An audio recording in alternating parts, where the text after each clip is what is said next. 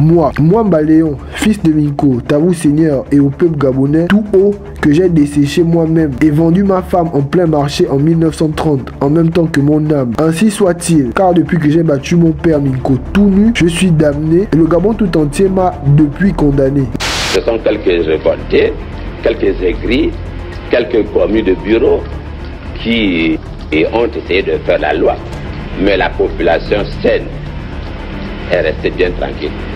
Dans les méandres de l'histoire politique gabonaise, un nom résonne avec une intensité particulière, celui de Léon Mba Minko. En effet, en 1931, Léon Mba est accusé du meurtre d'une jeune femme et le prélèvement de ses organes. Ce qui pourrait vous sembler comme étant un crime rituel comme les autres, s'avère être un tournant de l'histoire politique gabonaise. Cette affaire, considérée comme le premier crime rituel de l'histoire du Gabon, va transformer à jamais le destin de Léon Mba. Emprisonné pendant 3 mois avant d'être exilé en Ubangui-Chari, le jeune Léon Mba revient au Gabon complètement métamorphosé. L'ardent défenseur du peuple gabonais devient paradoxalement l'un des symboles de la France-Afrique. Pourtant, au départ, Léon Mba avait tout pour faire du Gabon un véritable havre de paix, mais à l'instar d'un Félix Houphouët-Boigny ou d'un Nelson Mandela, ce dernier a accepté de faire des compromis. Des compromis qui vont coûter très cher à son jeune pays, le Gabon. Son parcours tumultueux, jalonné de décisions controversées, façonne l'histoire de l'indépendance du Gabon et plante les racines de nombreux enjeux contemporains. Préparez-vous à faire un voyage au cœur du pouvoir gabonais. Des intrigues coloniales aux derniers jours énigmatiques de Léon Mba, cette histoire est celle d'un pays en quête d'identité, d'un leader complexe, mais cette histoire est également la clé pour comprendre les problèmes du Gabon d'aujourd'hui. Les amis, attachez donc vos ceintures, le lycée de Léon Mba c'est maintenant,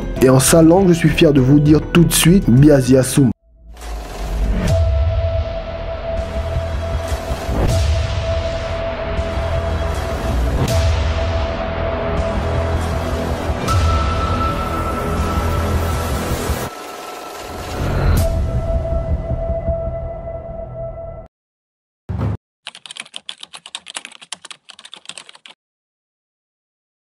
Léon Mba est né le 9 février 1902 au cœur de Libreville. Léon Mba est issu d'une famille de ce qu'on appelle des évolués. D'abord, son père est un commerçant et sa mère est une grande couturière. Donc à 7 ans, Léon Mba rentre au séminaire de Libreville. Et très vite, il montre l'étendue de ses capacités intellectuelles. Et c'est sans grosse difficulté qu'il sort de là avec le brevet élémentaire. En 1920, il va rapidement quitter le banc de l'école pour se mettre à travailler. Il va d'abord rejoindre son père dans le commerce avant de devenir ouvrier forestier, ce qui est important pour la suite. Et enfin, il sera commis des douanes. Et c'est à ce moment-là qu'il va se faire remarquer. En effet, le jeune Léon Mba milite énormément pour le droit des autochtones. Léon Mba va même aller jusqu'à écrire une lettre au gouverneur pour qu'il améliore le niveau de vie. Et c'est justement à partir de ce moment-là que les problèmes vont commencer. Et 2 ans plus tard, il sera accusé d'avoir falsifié des documents. Mais au lieu d'avoir une amende comme tout autre citoyen, Léon Mba sera enfermé. En 1924, il sera réhabilité et dans le même temps, il sera nommé chef de canton en lieu et place d'un certain Ndongo. À l'époque, c'est juste incroyable pour le jeune Léon Mba parce que le poste de chef de canton était réservé aux sages. D'ailleurs, Léon Mba n'aimait pas qu'on fasse référence à son âge. Pour lui, il représentait l'autorité et gare à vous si vous vous opposez à l'autorité. Parce que Léon Mba pouvait frapper à coups de chicotte tous ceux qui ne le respectaient pas. Et ce comportement va vraiment déranger parce que Léon Mba va commencer à avoir des soucis avec la mission catholique. Regardez par exemple cette histoire. Une fois, l'église catholique va envoyer un jeune homme pour apporter une lettre à Léon Mba. Et Léon Mba va tenter de le frapper. Et pour l'église catholique, c'est un peu trop. Ils seront obligés d'envoyer le grand frère de Léon Mba pour aller parler à Léon Mba, c'est-à-dire l'abbé Jérôme. Au-delà de ces problèmes avec la mission catholique, Léon Mba va commencer à s'enrichir de manière illicite, au vu et au su de l'administration coloniale. Et petit à petit, il va commencer à embrasser de nouvelles spiritualités, ce qui va changer le cours de la vie de Léon Mba. Léon Mba va donc décider d'embrasser le Bwiti.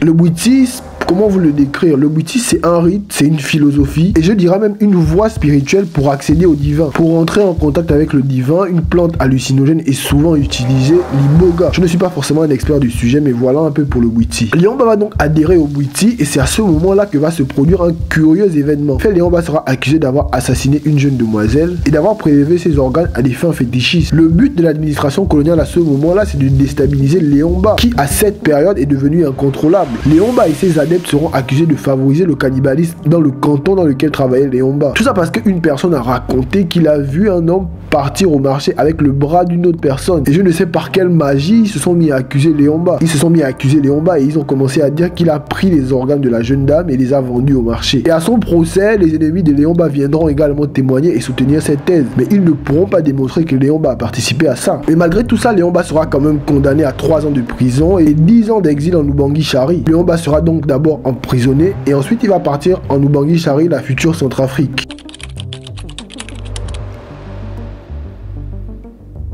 Alors qu'il aurait pu s'apitoyer sur son sort, Léon va continuer d'écrire et de travailler en exil. Et en 1938, il va écrire ce qu'on appelle le droit coutumier fan, qui est une espèce de code civil mais pour les fans. En faisant ça, sa popularité augmente et ça fait en sorte qu'on ne l'oublie pas entre griffes. Mais d'un autre côté, Léon essaie également de redorer son image auprès de l'administration coloniale. Mais bon, c'est pas suffisant parce qu'à l'époque, il y a un homme qui gère tout et qui casse tout, il s'appelle Jean-Hilaire Obama. Et Jean-Hilaire Obama va devenir l'homme politique gabonais le plus populaire à l'époque. Pour vous la faire simple, Jean-Hilaire Obama c'est un Léomba, mais sans les côtés sombres des Léomba. Il a fait des études, il représente le Gabon à l'Assemblée nationale française. Et lui, contrairement à Léomba, il ne fait pas le bouiti, il est catholique. Et ça, laissez-moi vous dire que ça rajoute des points. Jean-Hilaire plaît au peuple gabonais et il plaît également à l'administration coloniale française. Je pense même que si on avait demandé au général de Gaulle en 1946, tu penses que qui sera le président gabonais, il n'y avait aucune chance qu'il ne réponde Léomba. Aucune chance. Tellement Jean-Hilaire Obama était loin devant. Comment vous expliquer que Léomba va faire une remontada qui n'a pas de nom? Mais vous allez voir que dans la politique, rien n'est impossible. Mais surtout,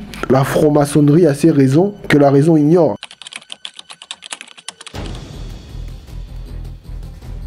En 1946, Léomba effectue son retour au Gabon. Il est accueilli comme un véritable héros. Et sauf que l'UDSG de Jean-Hilaire Obama est déjà tellement bien implanté que ça s'annonce compliqué pour Léomba. Et malgré le retour de Léomba, Jean-Hilaire Obama gagne toutes les élections jusqu'à 1958. Entre 1946 et 1958, c'est d'ailleurs Jean-Hilaire Obama qui représente le Gabon à l'Assemblée nationale française. Mais de son côté, Léomba sera un peu plus subtil parce qu'il va s'allier aux forestiers. Vous pouvez certainement vous dire, mais pourquoi les forestiers? Les forestiers ont quel pouvoir à cette époque? Question normale en réalité. Mais sauf que les forestiers à l'époque, ils ont autant de pouvoir que Total a du pouvoir au Gabon à l'heure actuelle. Et c'est dans le sillage de sa relation avec les forestiers que Léomba va également adhérer à la franc-maçonnerie. Dès que j'ai fait l'annonce sur la vidéo sur Léomba et que j'ai parlé de franc-maçonnerie, beaucoup m'ont dit qu'il était plus bouiti et qu'il n'était pas trop dans la franc-maçonnerie. Du coup, je vais vous expliquer pourquoi j'ai dit qu'il était dans la franc-maçonnerie. Personne ne sait en réalité à quel moment Léomba a adhéré à la franc-maçonnerie. San Marco, l'administrateur colonial du Gabon en 1958, affirme d'ailleurs, je cite, il n'avait pas de but de richesse ou de jouissance,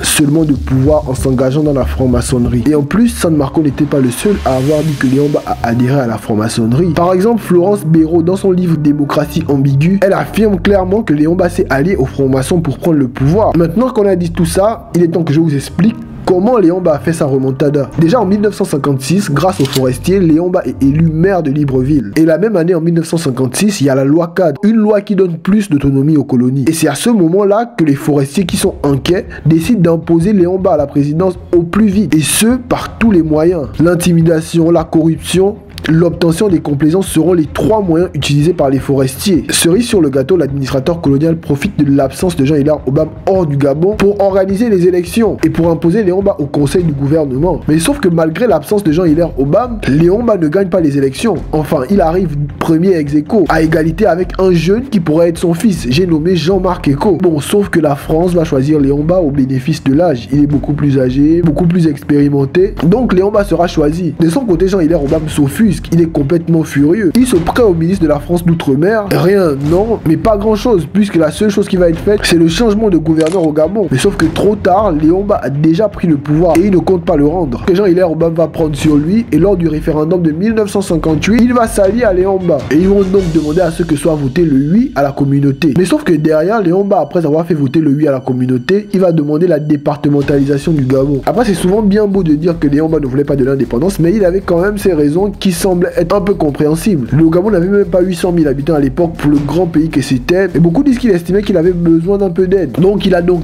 demandé la départementalisation. En vrai, vous interprétez ça comme vous voulez. Je n'essaie pas d'être le défenseur de Léomba. Naturellement, De Gaulle va refuser le projet de départementalisation à Léomba, qui va être fou de rage. Léomba ne va pas s'arrêter là, il va quand même aller un peu plus loin. Il va demander un drapeau français avec le bois de Locumé juste au milieu. Là encore, le général De Gaulle va s'y opposer.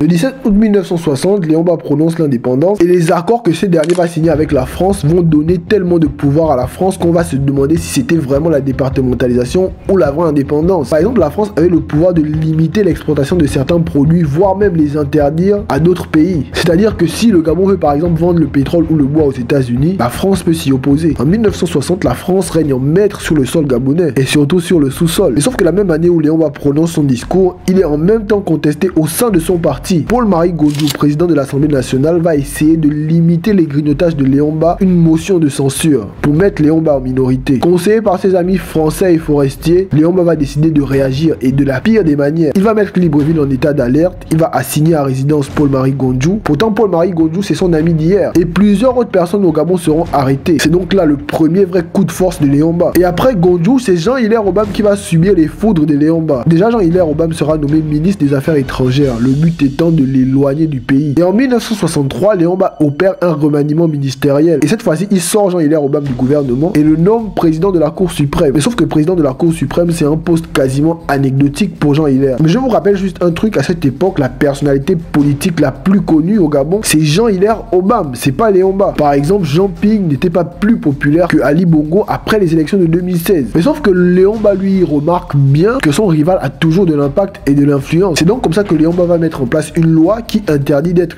président de la Cour suprême et à la fois député, pensant que Jean-Hilaire Obam va choisir le poste de la Cour suprême parce que c'est mieux rémunéré. Mais à sa grande surprise, Jean-Hilaire Obam démissionne de la Cour suprême et garde son poste de député. Léon Mba, qui est complètement fou de rage à cette époque, décide de ne pas s'arrêter là. Il va imposer un prélèvement de 10% à tous les députés. Est-ce que vous voyez un peu la manigance? Et bien sûr là, les Gabonais grondent et n'en peuvent plus du comportement de Léon Mba qui fait tout ce qu'il veut. Il se comporte limite en roi. Mais sauf que l'attitude de Léon Mba commence à agacer beaucoup de gens et l'inévitable va se produire. Le 17 février 1964, sans aucun coup de feu, des militaires dirigés par le lieutenant Mombo et Esson renversent Léon Mba. Et à la radio, c'est Mastar qui a le micro. J'ai nommé Adzo Mbene Daniel. C'est lui qui annonce la destitution du gouvernement de Léon Mba et qui annonce également le coup d'état au Gabonais. J'ai prévu de faire une vidéo sur lui, son histoire, et ça va être lourd. La date est déjà prévue, ce sera le 17 août de cette année. Et je pense très sincèrement que vous allez aimer la vidéo. Après avoir annoncé publiquement sa démission, Léon Mba est conduit à l'embarrainer. Certains vont même suggérer qu'on se débarrasse de lui, qu'on l'élimine tout simplement. Mais bon, il n'en sera rien. J'ai déjà fait une vidéo sur le coup d'état de 1964. D'ailleurs, c'était ma première vidéo. Je compte faire une autre vidéo sur le sujet, donc je ne vais pas trop m'attarder sur le coup d'état. La France de Foccart décide donc de remettre Léon Mba au pouvoir. Mais sauf qu'à Libreville, les militaires ont donné le pouvoir à Jean-Hilaire Obam, l'ennemi de toujours. Et Jean-Hilaire Obam va mettre en place son gouvernement avec beaucoup d'opposants de Léon Mba. Je pense par exemple à Germain Mba qui sera ministre de l'Intérieur, au jeune docteur Éloi Chambrier à l'époque qui sera ministre de la Santé. Mais sauf qu'en moins de 2 jours, la France réussit à mettre Léon Mba au pouvoir et en éliminant certains militaires gabonais qui avaient décidé de résister. Une petite pensée pour le lieutenant Ondo Edou qui est mort lors de ce coup d'état.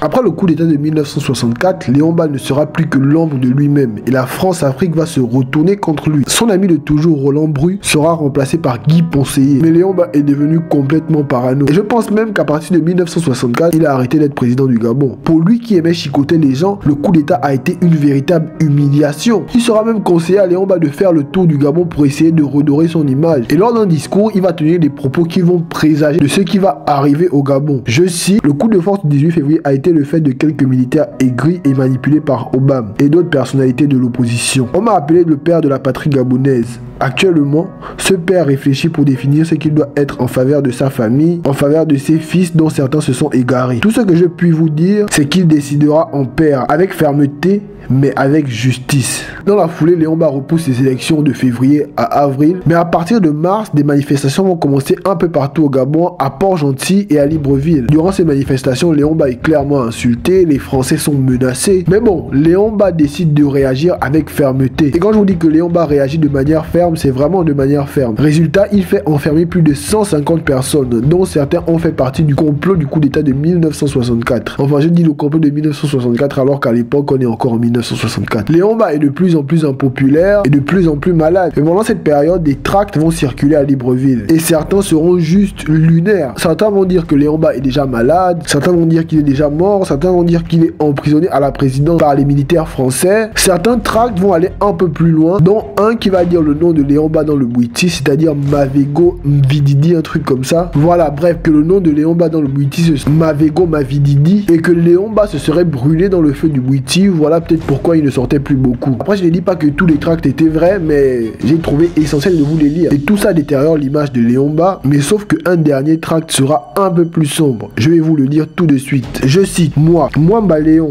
fils de Minko, t'avoue Seigneur et au peuple gabonais, tout haut que j'ai desséché moi-même et vendu ma femme en plein marché en 1930, en même temps que mon âme. Ainsi soit-il, car depuis que j'ai battu mon père Minko tout nu, je suis damné et le Gabon tout entier m'a depuis condamné. Bref, ça va faire beaucoup de bruit et celui qui a écrit ça sera traqué comme un mercenaire. Et à cette même époque, beaucoup d'espions seront à Libreville. Léomba à cette même époque va souvent faire le tour de la ville avec des gendarmes pour arrêter et chicoter tous ceux qui ne vont pas porter l'ensemble du BDG. Le BDG, c'est le parti de Léomba, je ne l'ai même pas dit durant la vidéo, le bloc démocratique gabonais, qui est en réalité l'ancêtre du PDG. Mais bon, les bastonnades de Léomba ne vont plus durer parce que ce dernier est très malade.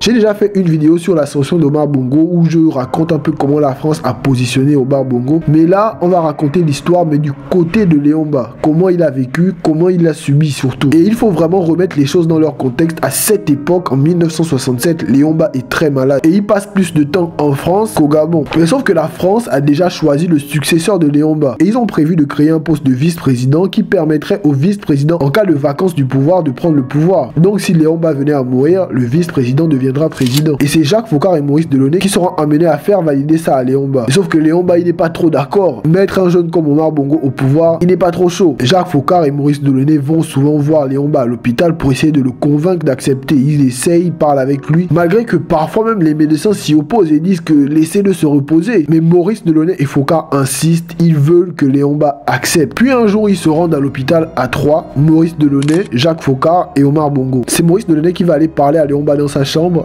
Et dans la chambre d'à côté, il y avait Jacques Foccart et Omar Bongo. Et Maurice Delaunay, il connaît l'importance de cette mission. Mettre Omar Bongo, c'est hyper important pour la France. Dites-vous bien par exemple que Jean-Hilaire Obam, il était pro-français. Pourquoi ils n'ont pas accepté Jean-Hilaire Obam? Parce que l'enjeu était tellement important qu'il fallait quelqu'un de sûr. Il fallait quelqu'un qui dure. Et laissez-moi vous dire que les 42 ans de pouvoir d'Omar Bongo étaient calculés. Pas calculés en mode il savait qu'il allait faire 42 ans. Mais il savait qu'Omar Bongo allait leur rester fidèle. Mais il savait également que Omar Bongo avait tout pour durer au pouvoir. Alors que Maurice Delaunay insiste et insiste, finalement Léomba finit par accepter et décide de se présenter avec Omar Bongo comme vice-président. Et malgré la fatigue de Léomba, malgré la maladie qui le ronge, on va lui imposer des séances photos, des interviews, ce qui va énormément l'épuiser. Je vous rappelle qu'à cette époque, il est atteint d'un cancer. Si vous voulez, allez-y regarder l'interview de Léomba. Franchement, vous allez avoir pitié parce que la voix qu'il a, comment on le voit, comment est son visage, on se rend clairement compte qu'il est très